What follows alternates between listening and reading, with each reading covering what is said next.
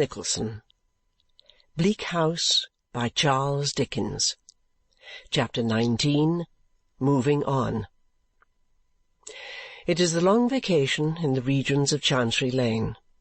The good ships Law and Equity, those teak-built, copper-bottomed, iron-fastened, brazen-faced, and not by any means fast-sailing clippers, are laid up in ordinary.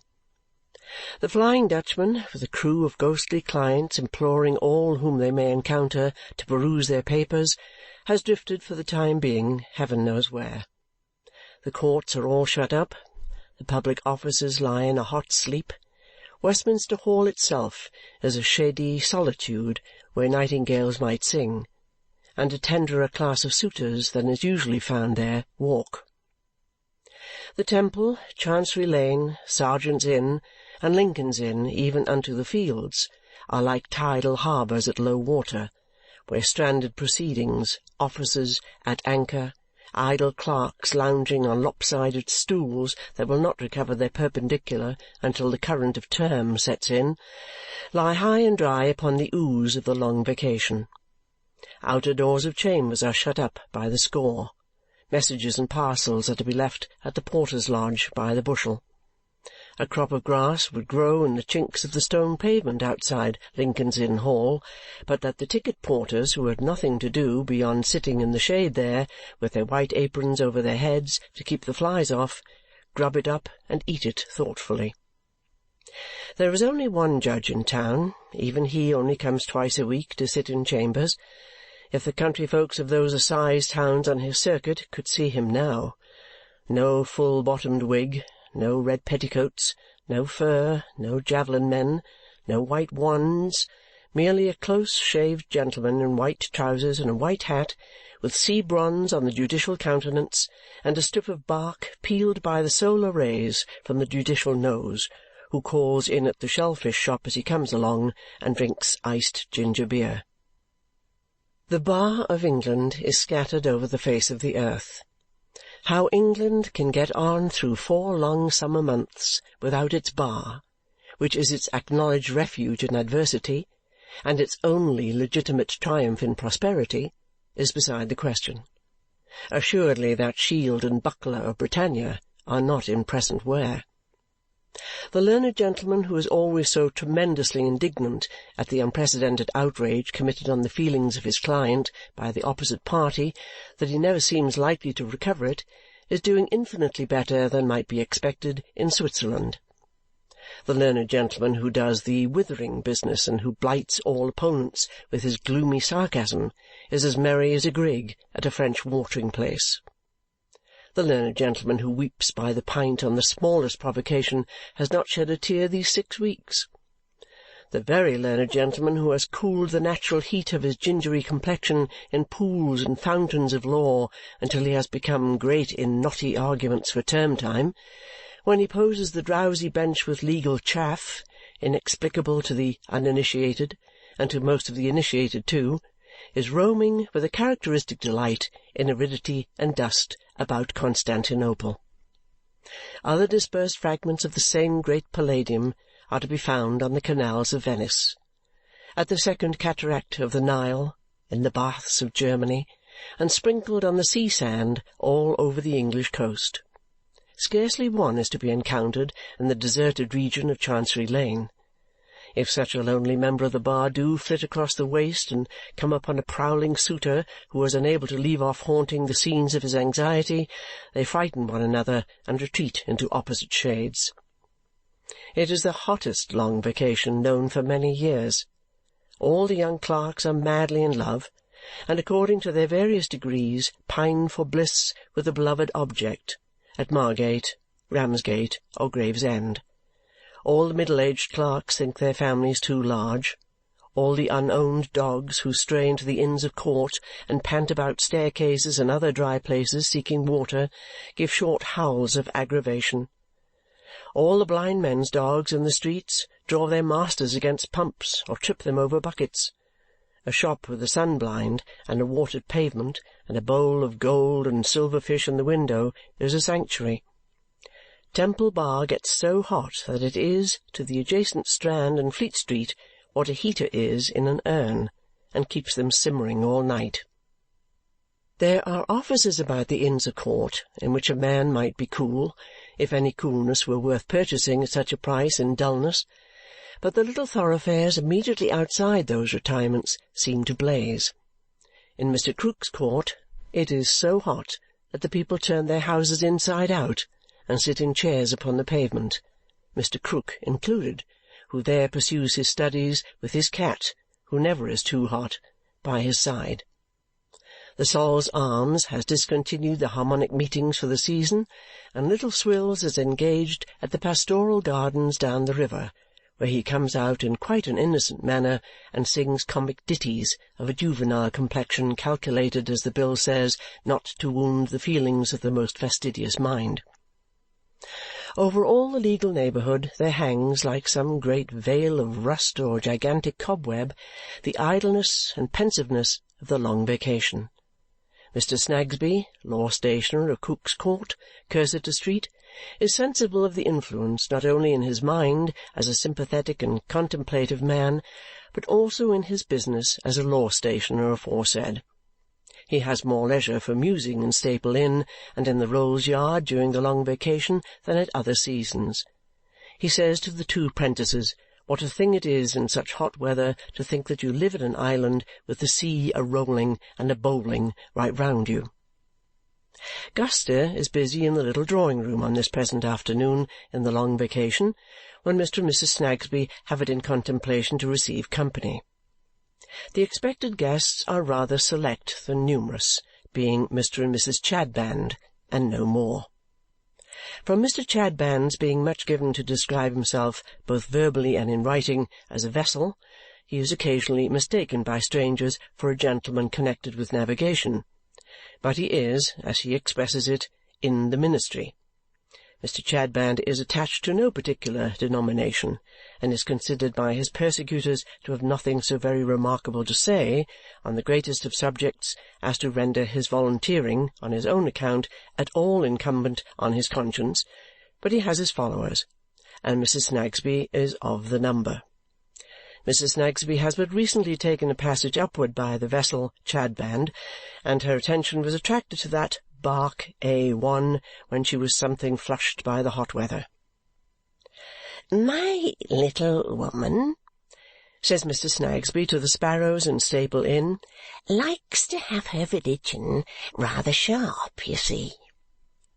So Guster, much impressed by regarding herself for the time as the handmaid of Chadband, whom she knows to be endowed with the gift of holding forth for 4 hours at a stretch, prepares the little drawing-room for tea.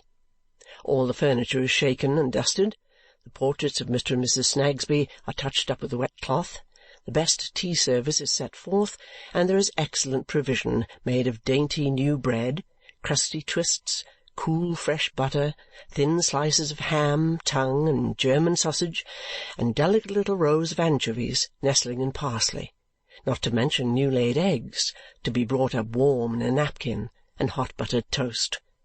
For Chadband is rather a consuming vessel, the persecutors say a gorging vessel, and can wield such weapons of the flesh as a knife and fork remarkably well. Mr. Snagsby, in his best coat, looking at all the preparations when they are completed, and coughing his cough of deference behind his hand, says to Mrs. Snagsby, "At what time did you expect Mr. and Mrs. Chadband, my love?" "At 6," says Mrs. Snagsby. Mr. Snagsby observes in a mild and casual way that "it's gone, that." "Perhaps you'd like to begin without them," is Mrs. Snagsby's reproachful remark. Mr. Snagsby does look as if he would like it very much, but he says, with his cough of mildness, "No, my dear, no, I merely named the time." "What time?" says Mrs. Snagsby. "To eternity?" "Very true, my dear," says Mr. Snagsby. Only when a person lays in victuals for tea, a person does it with a view, perhaps, more to time. And when a time is named for having tea, it's better to come up to it. To come up to it? Mrs. Snagsby repeats with severity. Up to it? As if Mr. Chadband was a fighter? Oh, not at all, my dear, says Mr. Snagsby. Here Guster, who had been looking out of the bedroom window, comes rustling and scratching down the little staircase like a popular ghost, and falling flush into the drawing-room, announces that Mr. and Mrs. Chadband have appeared in the court. The bell at the inner door in the passage immediately thereafter tinkling, she is admonished by Mrs. Snagsby, on pain of instant reconsignment to her patron saint, not to omit the ceremony of announcement. Much discomposed in her nerves, which were previously in the best order, by this threat, she so fearfully mutilates that point of state as to announce, Mr. and Mrs. Cheeseming, Leastreach, I mean to say, what's her name? And retires, conscience-stricken, from the presence. Mr. Chadband is a large yellow man with a fat smile and a general appearance of having a good deal of train oil in his system. Mrs. Chadband is a stern, severe-looking, silent woman. Mr. Chadband moves softly and cumbrously, not unlike a bear who has been taught to walk upright. He is very much embarrassed about the arms, as if they were inconvenient to him and he wanted to grovel, is very much in a perspiration about the head, and never speaks without first putting up his great hand, as delivering a token to his hearers that he is going to edify them. My friends, says Mr. Chadband, peace be on this house, on the master thereof, on the mistress thereof, on the young maidens, and on the young men. My friends, why do I wish for peace? What is peace? Is it war? No. Is it strife? No. Is it lovely and gentle and beautiful and pleasant and serene and joyful? Oh, yes. Therefore, my friends, I wish for peace upon you and upon yours. In consequence of Mrs. Snagsby looking deeply edified, Mr. Snagsby thinks it expedient on the whole to say Amen, which is well received. Now, my friends, proceeds Mr. Chadband, since I am upon this theme. Guster presents herself. Mrs. Snagsby, in a spectral bass voice, and without removing her eyes from Chadband, says with dreadful distinctness, Go away. Now, my friends, says Chadband, since I am upon this theme and in my lowly path, improving it. Guster is heard unaccountably to murmur, 1,782. The spectral voice repeats more solemnly, Go away. Now, my friends, says Mr. Chadband, we will inquire in a spirit of love. Still Guster reiterates, 1,782.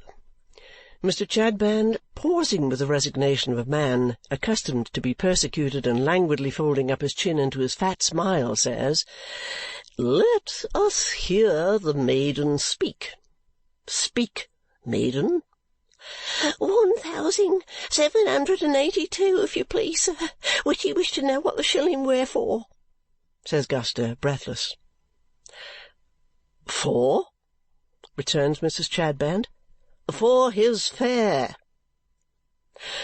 Guster replies that he insists on 1 and 8pence or on summonsizing the party. Mrs. Snagsby and Mrs. Chadband are proceeding to grow shrill in indignation when Mr. Chadband quiets the tumult by lifting up his hand. My friends, says he, I remember a duty unfulfilled yesterday.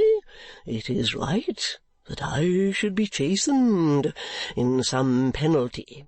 I ought not to murmur. Rachel, pay the eightpence."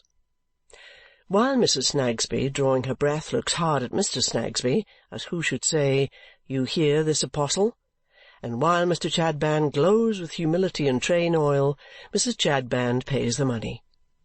It is Mr. Chadband's habit, it is the head and front of his pretensions indeed, to keep this sort of debtor and creditor account in the smallest items and to post it publicly on the most trivial occasions. "My friends," says Chadband, "eightpence is not much.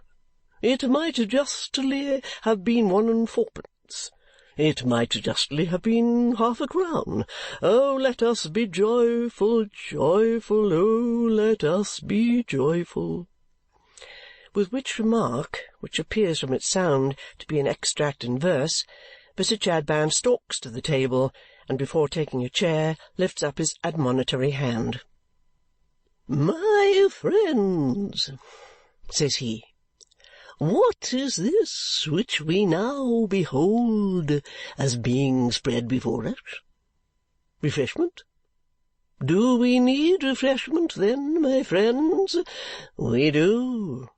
And why do we need refreshment, my friends? Because we are but mortal, because we are but sinful, because we are but of the earth, because we are not of the air. Can we fly, my friends? We cannot. Why can we not fly, my friends?" Mr. Snagsby, presuming on the success of his last point, ventures to observe in a cheerful and rather knowing tone, "No wings," but is immediately frowned down by Mrs. Snagsby. "I say, my friends," pursues Mr. Chadband, utterly rejecting and obliterating Mr. Snagsby's suggestion, "why can we not fly? Is it because we are calculated to walk? It is. Could we walk, my friends, without strength? We could not.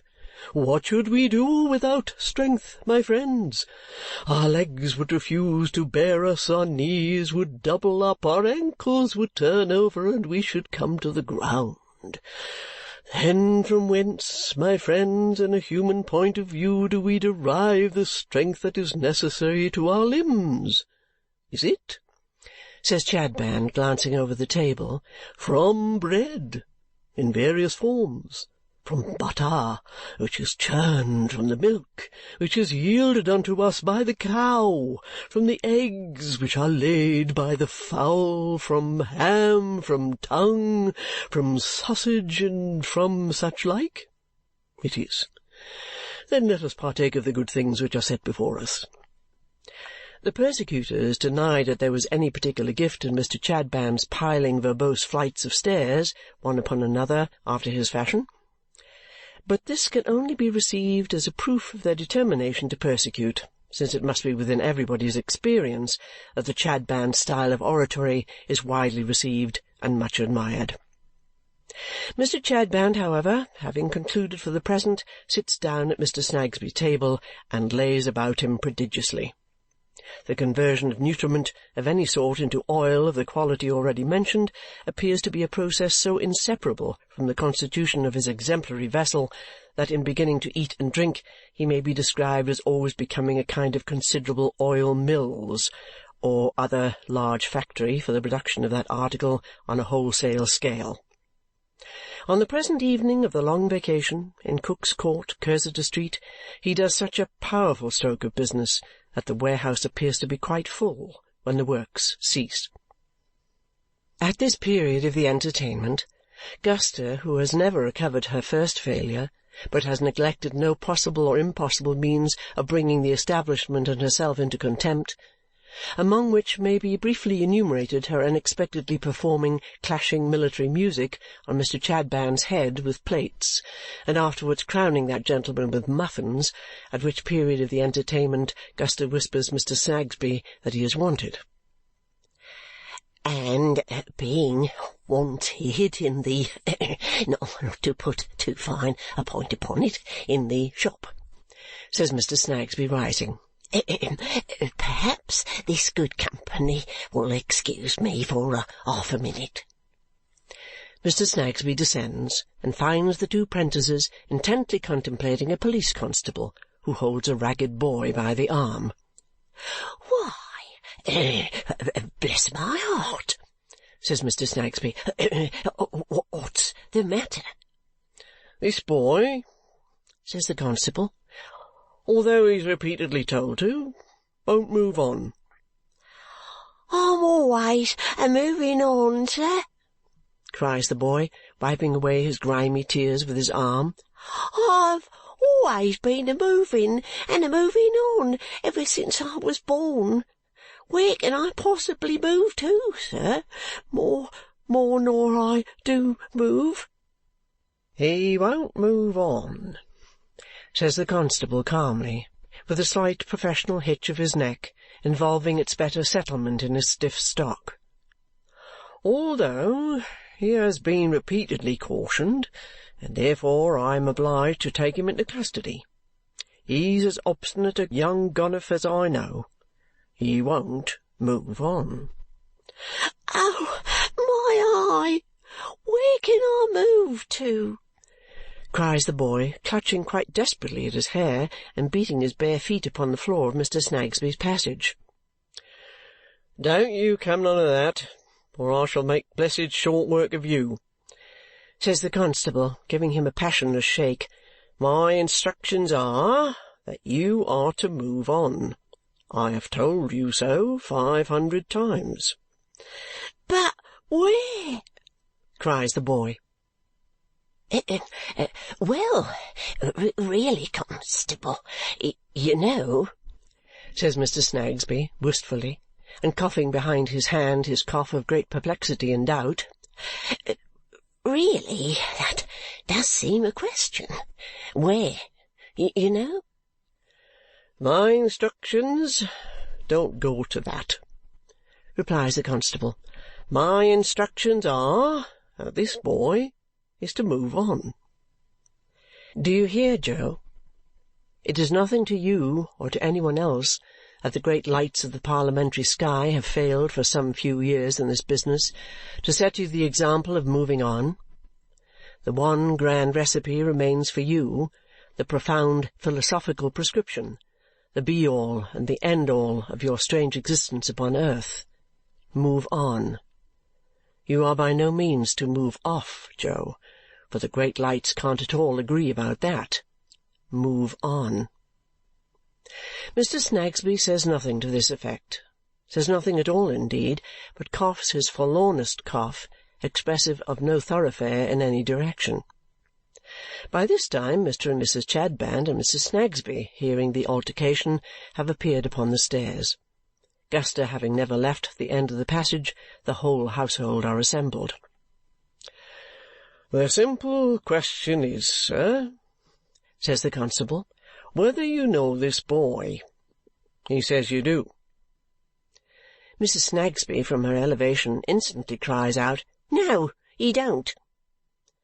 "My little woman," says Mr. Snagsby, looking up the staircase, "my love, permit me. Pray have a moment's patience, my dear. I do know something of this lad, and in what I know of him I can't say there's any harm. Perhaps, on the contrary, constable," to whom the law-stationer relates his joful and woeful experience, suppressing the half-crown fact. "Well," says the constable, "so far, it seems, he had grounds for what he said. When I took him into custody up in Holborn, he said you knew him. Upon that, a young man who was in the crowd said he was acquainted with you, and you were a respectable housekeeper, and if I'd call and make the inquiry, he'd appear. The young man don't seem inclined to keep his word, but, here is the young man." Enter Mr. Guppy, who nods to Mr. Snagsby and touches his hat with the chivalry of clerkship to the ladies on the stairs. "I was strolling away from the office just now, and I found this row going on," says Mr. Guppy to the law-stationer, "and as your name was mentioned, I thought it was right the thing should be looked into." "It was very good-natured of you, sir," says Mr. Snagsby, "and I am obliged to you." And Mr. Snagsby again relates his experience, again suppressing the half-crown fact. "Now I know where you live," says the constable. Then to Joe, "You live down in Tom all Alone's. That's a nice innocent place to live in, ain't it?" "I can't go and live in no nicer place, sir," replies Joe. "They wouldn't have nothing to say to me if I was to go to a nice innocent place for to live. Who would go and let a nice innocent lodging to such a regular one as me?"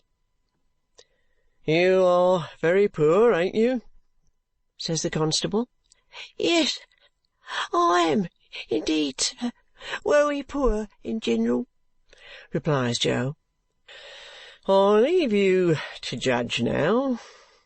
I shook these 2 half-crowns out of him," says the constable, producing them to the company, "in only putting my hand upon him." "They're what's left, Mr. Snagsby," says Joe, "out of a sovereign as was give me by a lady in a whale. I said she was a servant and has come to my crossing one night and asked to be showed this here house, and the house what him as you give the writing to died at, and the berrin ground what he's buried in. She says to me, she says, 'Are you the boy at the Inkwhich?' she says. I says, 'Yes,' I says. She says to me, she says, 'Can you show me all them places?' I says, 'Yes, I can,' I says. And she says to me, 'Do it.' And I done it. And she give me a sovereign and hooked it. And I ain't had much of the sovereign neither," says Joe, with dirty tears, "for I had to pay 5 bob down in Tom all Alone's afore they'd square it for to give me change. And then a young man, he thieved another 5 while I was asleep, and another boy, he thieved 9pence, and the landlord, he stood drains round with a lot more on it." "You don't expect anybody to believe this about the lady and the sovereign, do you?" says the constable, eyeing him aside with ineffable disdain. "I don't know as I do, sir," replies Joe. "I don't expect nothing at all, sir, much, but that's the true history on it." "You see what he is," the constable observes to the audience. "Well, Mr. Snagsby, if I don't lock him up this time, will you engage for his moving on?" "No!" cries Mrs. Snagsby from the stairs. "My little woman," pleads her husband. "Constable, I have no doubt he'll move on. You know, you really must do it," says Mr. Snagsby. "I'm every ways agreeable, sir," says the hapless Joe. "Do it, then," observes the constable. "You know what you have got to do. Do it. And recollect you won't get off so easy next time. Catch hold of your money. Now, the sooner you're 5 mile off, the better for all parties." With this farewell hint, and pointing generally to the setting sun as a likely place to move on to, the constable bids his auditors good afternoon and makes the echoes of Cook's Court perform slow music for him as he walks away on the shady side, carrying his iron-bound hat in his hand for a little ventilation. Now, Joe's improbable story concerning the lady and the sovereign has awakened more or less the curiosity of all the company. Mr. Guppy, who has an inquiring mind in matters of evidence and who has been suffering severely from the lassitude of the long vacation, takes that interest in the case that he enters on a regular cross-examination of the witness, which is found so interesting by the ladies that Mrs. Snagsby politely invites him to step upstairs and drink a cup of tea, if he will excuse the disarranged state of the tea-table consequent on their previous exertions. Mr. Guppy yielding his assent to this proposal, Jo is requested to follow into the drawing-room doorway, where Mr. Guppy takes him in hand as a witness, patting him into this shape, that shape, and the other shape, like a butterman dealing with so much butter, and worrying him according to the best models. Nor is the examination unlike many such model displays, both in respect of its eliciting nothing and of its being lengthy. For Mr. Guppy is sensible of his talent, and Mrs. Snagsby feels not only that it gratifies her inquisitive disposition, but that it lifts her husband's establishment higher up in the law. During the progress of this keen encounter, the vessel Chadband, being merely engaged in the oil trade, gets aground and waits to be floated off. "Well," says Mr. Guppy, "either this boy sticks to it like cobbler's wax, or there is something out of the common here that beats anything that ever came into my way at Kenge and Carboy's." Mrs. Chadband whispers Mrs. Snagsby, who exclaims, "You don't say so!" "For years," replied Mrs. Chadband. "Has known Kenge and Carboy's office for years?" Mrs. Snagsby triumphantly explains to Mr. Guppy. "Mrs. Chadband, this gentleman's wife, Reverend Mr. Chadband." "Oh, indeed," says Mr. Guppy. "Before I married my present husband," says Mrs. Chadband. "Was you a party in anything, ma'am?" says Mr. Guppy, transferring his cross-examination. "No." "Not a party in anything, ma'am?" says Mr. Guppy. Mrs. Chadband shakes her head. "Perhaps you were acquainted with somebody who was a party in something, ma'am?" says Mr. Guppy, who likes nothing better than to model his conversation on forensic principles. "Not exactly that either," replies Mrs. Chadband, humouring the joke with a hard-favoured smile. "Not exactly that either," repeats Mr. Guppy. "Very good. Pray, ma'am, was it a lady of your acquaintance who had some transactions, we will not at present say what transactions, with Kenge and Carboy's office, or was it a gentleman of your acquaintance? Take time, ma'am. We shall come to it presently. Man or woman, ma'am?" "Neither," says Mrs. Chadband as before. "Oh, a child," says Mr. Guppy, throwing on the admiring Mrs. Snagsby the regular acute professional eye which is thrown on British jurymen. "Now, ma'am, perhaps you'll have the kindness to tell us what child?" "You have got it at last, sir," says Mrs. Chadband with another hard-favoured smile. "Well, sir, it was before your time, most likely, judging from your appearance. I was left in charge of a child named Esther Summerson, who was put out in life by Messrs. Kenge and Carboy." "Miss Summerson, ma'am!" cries Mr. Guppy, excited. "I call her Esther Summerson," says Mrs. Chadband with austerity. "There was no missing of the girl in my time. It was Esther. Esther, do this. Esther, do that.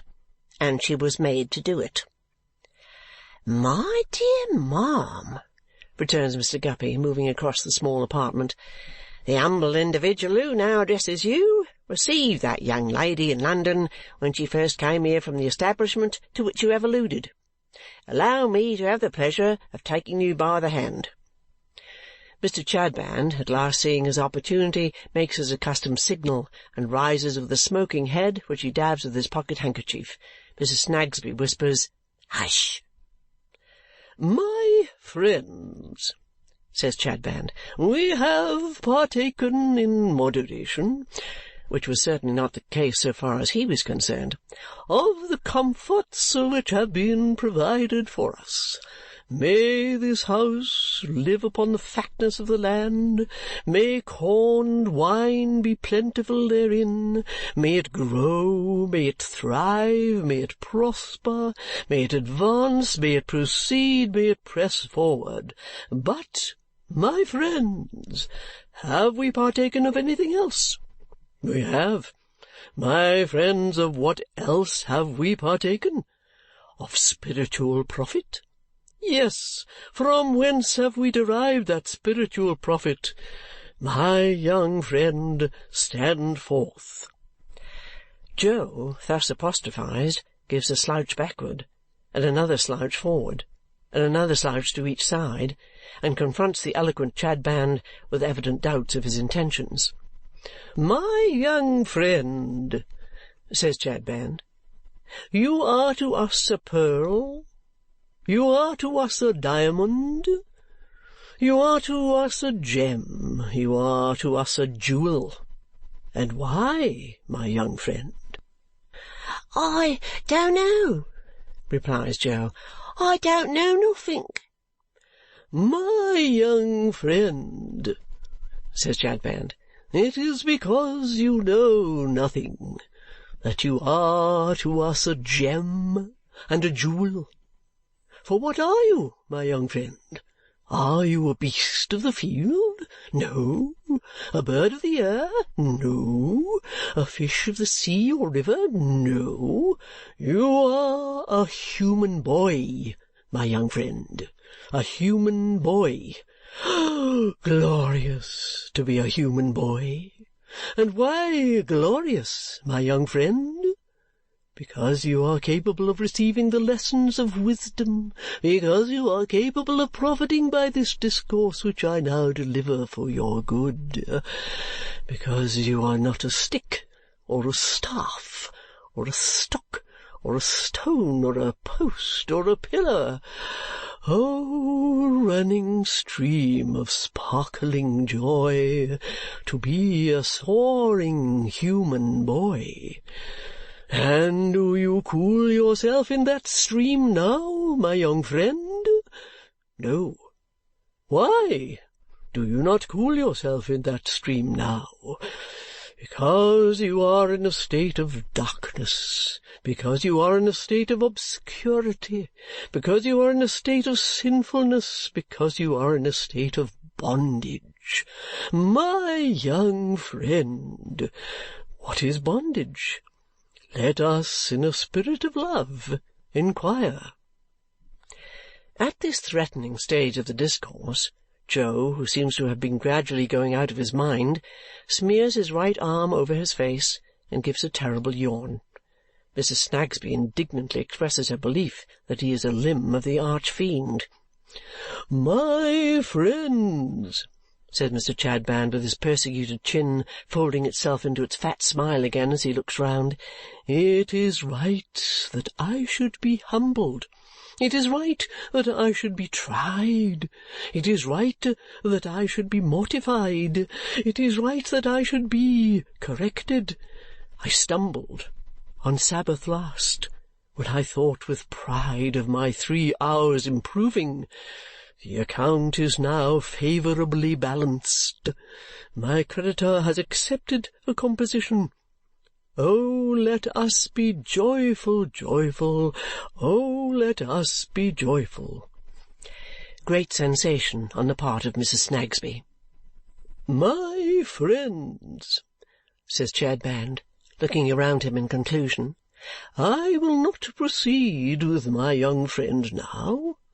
Will you come to-morrow, my young friend, and inquire of this good lady where I am to be found to deliver a discourse unto you? And will you come like the thirsty swallow upon the next day, and upon the day after that, and upon the day after that, and upon many pleasant days, to hear discourses?" This with a cow-like lightness. Joe, whose immediate object seems to be to get away on any terms, gives a shuffling nod. Mr. Guppy then throws him a penny, and Mrs. Snagsby calls to Guster to see him safely out of the house. But before he goes downstairs, Mr. Snagsby loads him with some broken meats from the table, which he carries away, hugging in his arms.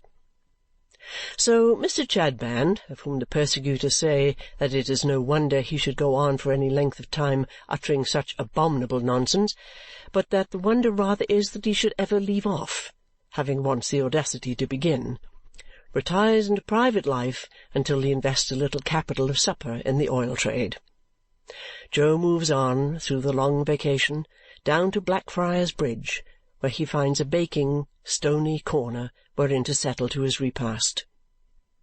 And there he sits, munching and gnawing, and looking up at the great cross on the summit of St. Paul's Cathedral, glittering above a red and violet-tinted cloud of smoke. From the boy's face one might suppose that sacred emblem to be, in his eyes, the crowning confusion of the great confused city. So golden, so high up, so far out of his reach. There he sits, the sun going down, the river running fast, the crowd flowing by him in two streams, everything moving on to some purpose and to one end, until he is stirred up and told to move on too. End of chapter 19.